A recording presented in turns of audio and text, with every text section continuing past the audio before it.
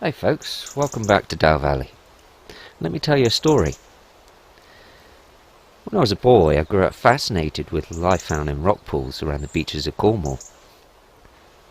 Used to see them as miniature forests underwater, and I dreamt of being a merman swimming through them surrounded by my favourite food, a food forest.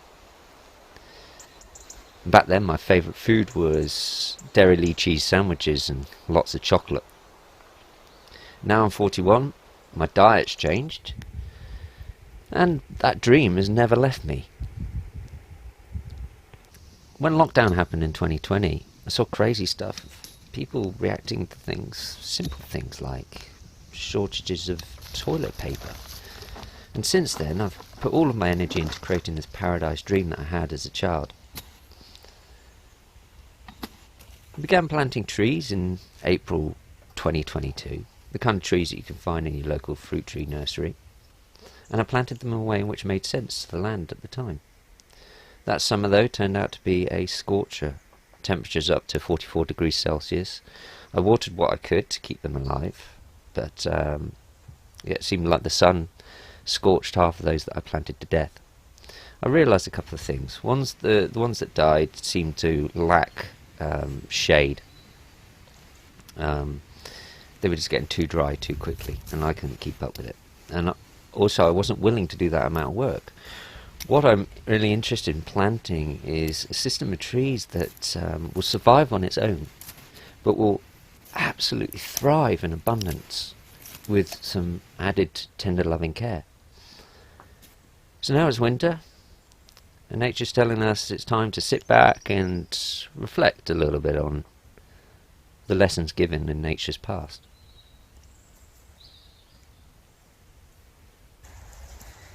This apricot tree is an example of something that's gone really well. We planted it back in spring. It's no more than a metre high. And all this growth has been in response to where it's been located. We planted it in a water harvesting basin with lots of different companion plants, aromatic herbs, nitrogen fixers, ground cover plants. Behind us is a canopy of trees, older trees that give and fix nitrogen, as well as spotted shade throughout the day. The response of this tree has given me clues as to perhaps why other parts of the food forest aren't working as well as an idea of how to plant the future. I noted those clues down, got back to the drawing board and came up with a new design for a food forest. Beginning at the southernmost tip of the land this time, planting avenues of trees, alternating between rows of tall, shady, nitrogen fixers and pioneering trees, and then rows of more productive fruit trees.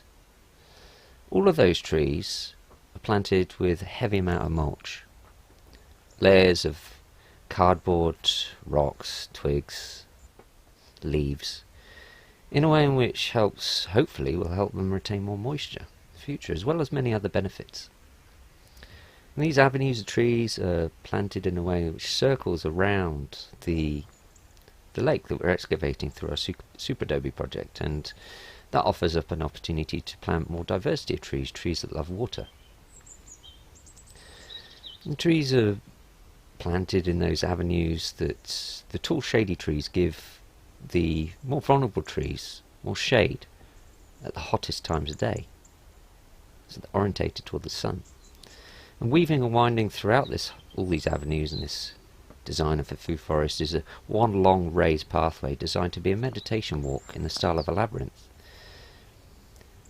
Any rain that falls is directed off the raised pathway into the tree basins, so they can benefit from that passively. And then there will be lots of other plants growing up alongside the trees in years to come. And this path leads one way to a central ceremonial place, a woodland grove and fire pit.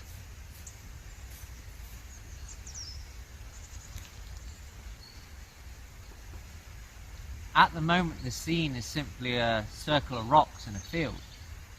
However, with patient observation and coming to an understanding of how energy flows through this valley, it could become something far greater. Can you imagine trees planted around a wide circle around this fire pit? Over here next to the lake, water-loving alder trees and a weeping willow. On the opposite side, a stately oak.